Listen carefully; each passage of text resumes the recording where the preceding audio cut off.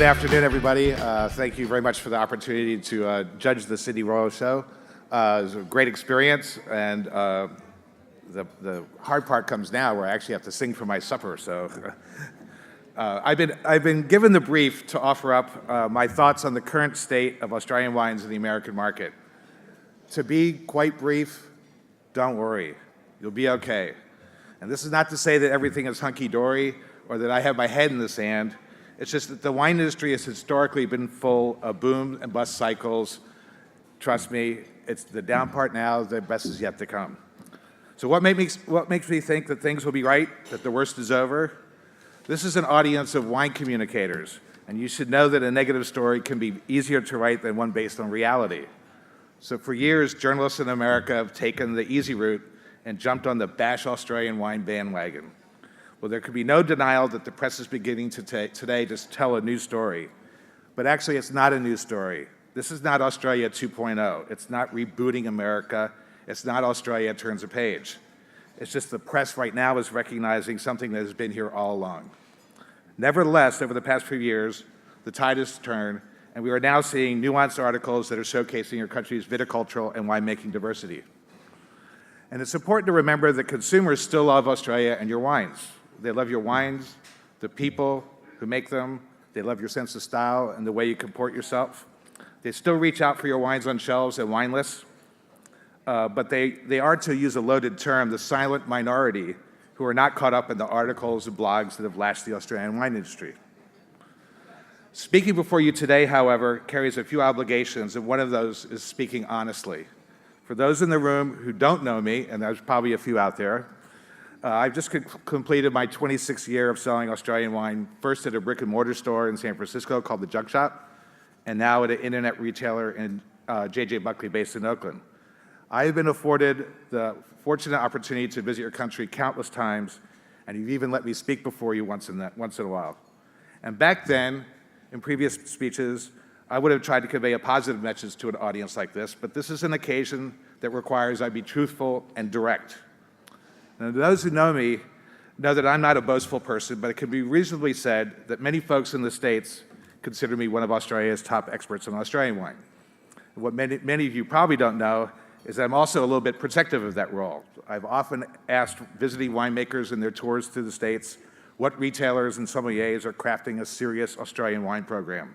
And to be honest, it is to offer them assistance by answering any questions they may have. I truly believe that it is best to assist those who are waving the flag for Australia wines, knowing that a rising tide lifts all boats. But to be really honest, there's also a bit of that keep your friends close and your competitors closer as well. But the real sad fact is that after 25 years, the number of people who I consider to be serious competitors or experts in Australian wine is less than the fingers on my hand. And that is a bit of an embarrassment for all of us. Now, I don't mind being that expert, but the truth is there should be more people like me in America. So what is needed to create more experts in Australian wine? This is my opportunity to put forth a few observations and recommendations, and I hope you'll indulge me. Let's be frank. In that battle to win the hearts and minds of the American wine industry requires a full commitment of resources. And trust me, it's a war out there. And all the resources that the Australian wine industry possesses will be required to win this battle. Information is the key factor in any battle. Access to information, owning your message. And so far, Australian wine in the American market has been defined by our own writers. It has largely been left to Wine Spectator and Robert Parker to shape the image of Australian wine for a significant portion of the American market. If you want to change the message or craft a new understanding, use the resources you already have, your core of wine writers. Australia possesses the most thriving wine writing scene on the planet. They write with passion that comes from a deep understanding of your wines. They are cognizant of your rich history, yet unafraid to promote new ideas. For me, your country's writers are an essential way for me to keep current with the latest developments in your industry. But most importantly, they have diverse tastes that highlight the different styles and approaches to your wines. There is not one opinion. So where can an up-and-coming Aussie wine enthusiast in America read about real Aussie wines? And I'm not talking the term from Mr. Suckling. What is being done to showcase the information, the talent, and the sense of excitement that they communicate? Let's get those names and those articles out there. Let's get them on the road to America. Let's hear your voices tell the real story about your wines. Own the message. Don't let others define your wines. How else do you tell your message effectively? How else do you change hearts and minds? I'll tell you how your competitors are doing it. They are flying the gatekeepers to their vineyards and wineries. They are communicating their stories directly and using all the power that exists in visits to wineries, restaurants, and the rest of the culture of a country. The latest countries that are seeing Americans: Romania, Turkey, Georgia. These are the countries that are diverting energy and attention away from the Australian wine market. They are also holding trade fairs and conferences where you can look at a host of wineries in one setting. Whether it's Pro Wine or Vinexpo, the Pinot Symposiums in Wellington or Oregon, these events get people to where it all happens, and they come away impressed at the minimum, enthused for sure. So what is Australia doing? How long has it been since those biannual Wine Australia tastings? It is imperative that this country start to identify people who are interested in your wines and get them down here. Trade shows like the All Wine Australia events are effective ways to drum up your awareness of your country's wines, and Australia, my friends, is sorely lacking in that department. It is imperative that politics and concerns about finances be pushed aside, and that everyone in the wine industry summon up the will to organize a regularly scheduled trade event. It gets people to your shores, and once again, allows you to communicate your messages directly and effectively. A war cannot be won without the support of government and the financial resources that it possesses. Now, I don't know all the exact details about how much money the Australian government contributes to promotional efforts of your wines, but I can say with authority that it's probably not enough. Australia is being outspent by many other wine-producing countries, and until that is corrected, your competitors will have an advantage.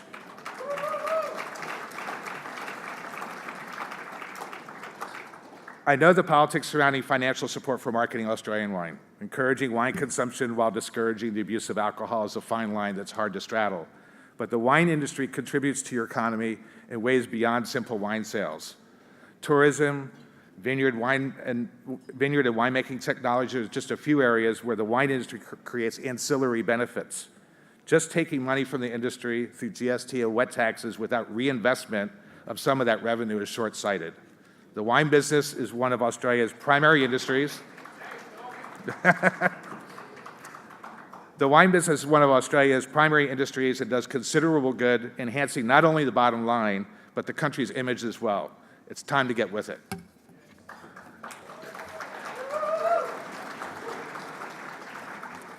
It's also time to prepare for new thinking about wine marketing. Most countries have evolved their marketing efforts beyond a generic countrywide campaign.